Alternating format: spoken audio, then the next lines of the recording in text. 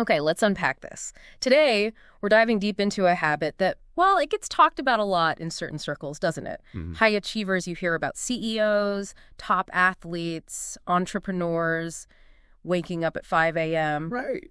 But let's be honest, for a lot of us, it sounds pretty daunting. It really does. It's more than just setting an early alarm. It feels like a whole lifestyle shift. And it Exactly. brings up some big questions, Like, is it genuinely worth dragging yourself out of bed before sunrise? Yeah. What actually happens physically and mentally when you start your day in those pre-dawn hours? So our mission here really is to give you the shortcut on this. We want to pull back the curtain on the science, the mindset changes, and the real benefits people report. Real life stuff. Yeah, the real life stuff. And importantly, give you some practical, actual tips that could make trying it out feel a bit more, well, doable.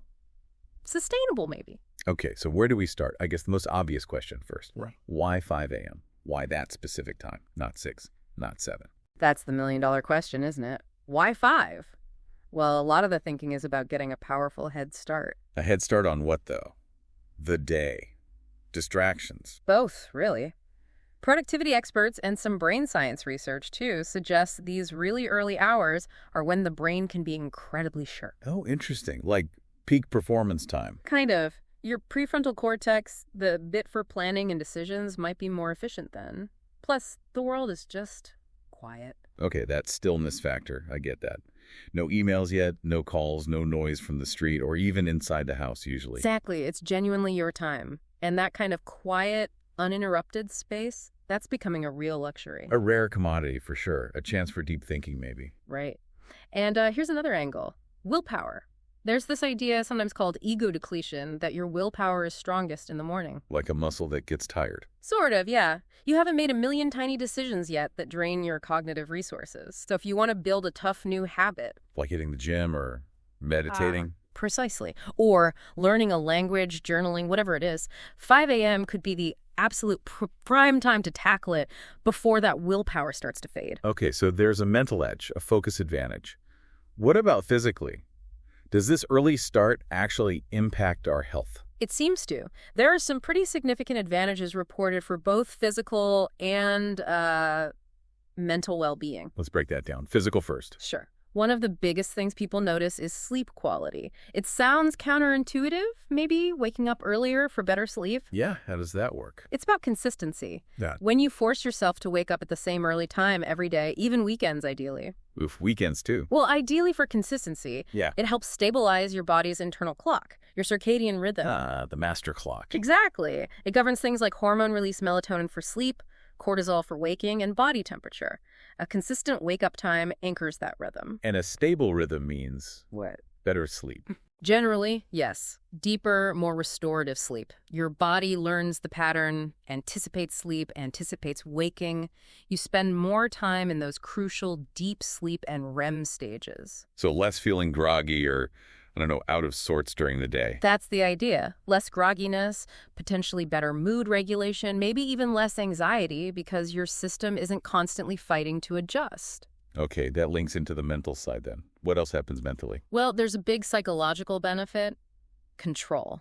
Waking up early, especially before the demands of the day hit, gives you a sense of being in the driver's seat. Instead of immediately reacting to emails or kids or crises. Exactly. You're not rushing, you're not frantic, you're proactively starting your day on your terms. That feeling alone can significantly cut down on stress and anxiety.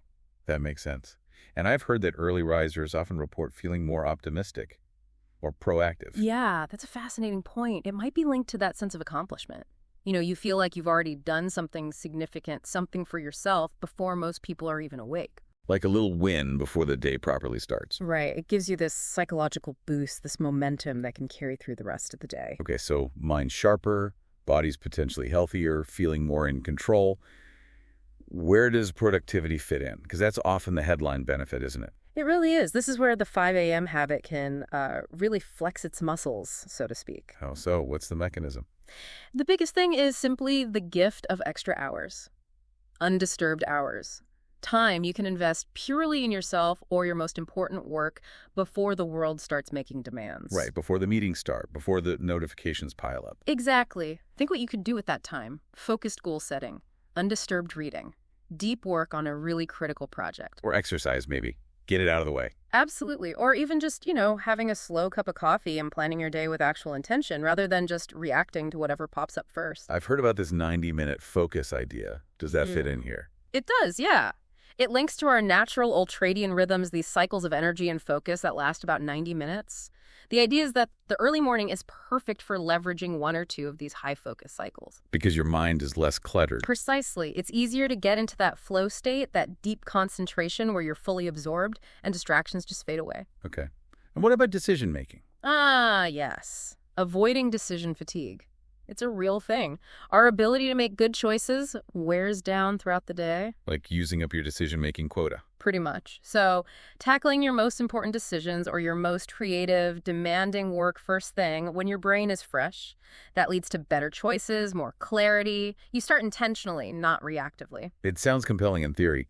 Do we have good real-life examples of people actually doing this and, thriving? We do. It helps to see it in action. Yeah, it makes it more concrete. Okay, so take Robin Sharma. He wrote The 5 a.m. Club. He talks about the victory hour, that 5 to 6 a.m. slot. Victory hour. What's that involve?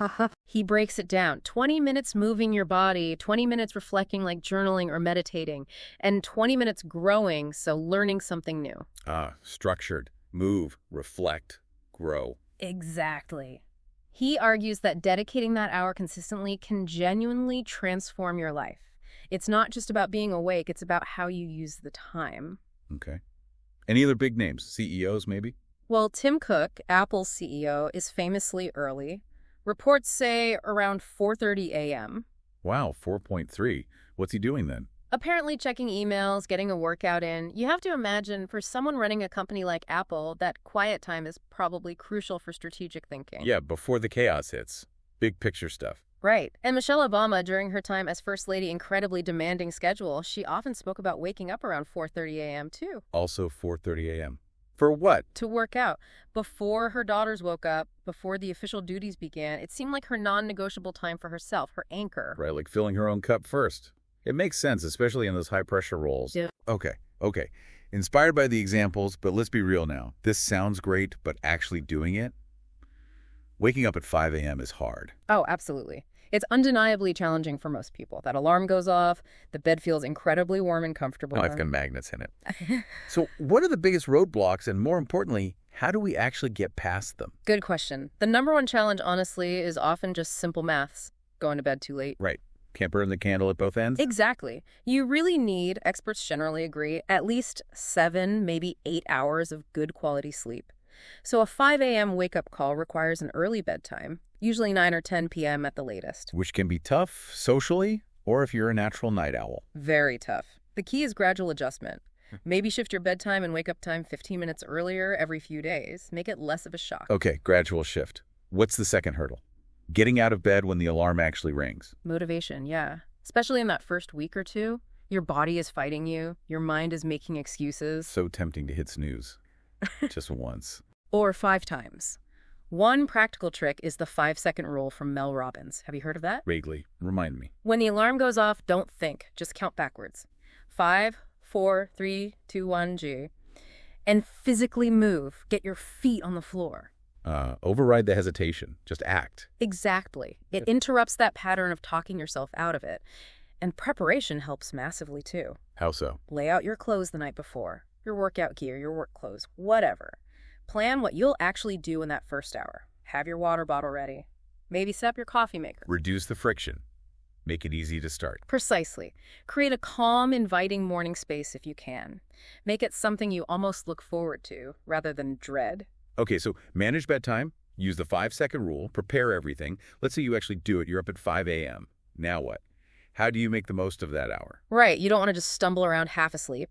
This is where designing your power hour, like Sharma suggests, comes in handy. The move, reflect, grow structure. Yeah, or some variation of it. Maybe start with, say, 20 minutes of movement. Doesn't have to be epic. A brisk walk outside, some yoga, jumping jacks. Just get the blood flowing. Wake the body up. Okay. Then Maybe 20 minutes for reflection. This could be journaling, just dumping your thoughts, setting intentions, or meditation, focusing on your breath, or even reading something inspiring. setting the mental and emotional tone for the day. Exactly. Being intentional about your inner state. And then the final 20 minutes. Growth. Learning something, reading a nonfiction book, listening to an educational podcast, practicing a skill like coding or a language. Right. Actively investing in your own development. And, when you break it down like that, 20 minutes doesn't sound like much on its own. but it adds up. Think about it. 20 minutes of learning a day over a year. That's over 120 hours. Wow, that's significant. Like a whole course. Or enough time to get reasonably good at a new hobby, all captured before the normal day even starts. Okay, it sounds powerful. Mm. But is it for everyone? Do we all need to become 5 a.m. people? That's a really important point. No, absolutely not. We need to be clear about this. Some people are just naturally night owls, right? Their brains work better later. Exactly. Chronotypes are real. Forcing a true night owl into a rigid 5 a.m. routine might actually be counterproductive, lead to sleep deprivation, and make them less effective. So the key isn't this specific time, maybe, but the alignment. Precisely. Aligning your routine with your goals, yes, but also with your natural energy levels. However, well, if you're someone who consistently feels overwhelmed, like you never have enough time, or maybe you feel stuck in a bit of a rut. Then maybe it's worth experimenting with. Exactly. It could be a pattern interrupt that helps. We'd suggest maybe trying it as an experiment, just for 1 week. 7 days. That sounds manageable. Yeah, commit to 7 days of 5 a.m. wake-ups.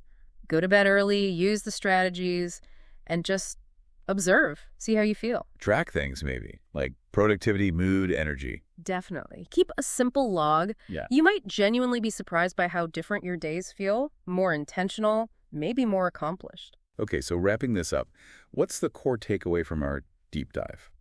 Well, I think it's clear that waking up at 5 a.m., for those it suits, can offer some pretty compelling benefits.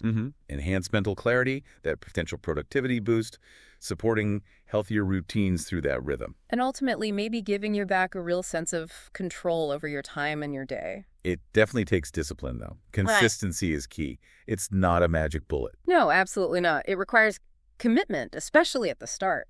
But the potential payoff, it could be significant, whether you're chasing big goals or just seeking a bit more peace. That early morning quiet really could be a kind of secret weapon. Yeah. So maybe a final thought for everyone listening to consider. What's that one important thing, personal or professional, that you keep saying you don't have time for? What if reclaiming just 1 quiet hour each morning was the key to finally making real, consistent progress on it?